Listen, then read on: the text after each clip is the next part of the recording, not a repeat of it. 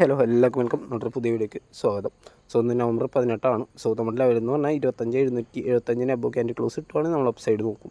So entry കാര്യങ്ങളൊക്കെ active ആയിട്ടുണ്ട്. നമുക്ക് ഓൾമോസ്റ്റ് നമ്മൾ ടാർഗറ്റ് നമ്മൾ എക്സ്പെക്ട് ചെയ്യുന്നത് 25,832 ആൻഡ് ഫസ്റ്റ് ടാർഗറ്റ് 25,795 സോ നമുക്ക് നോക്കാം. 25,832 ആ ഒരു ട്രെൻഡ് ബ്രേക്ക് ചെയ്താൽ ഒരു 25,832 ആ ഒരു ഏരിയ ഒക്കെ ഈസിയായി എത്തും.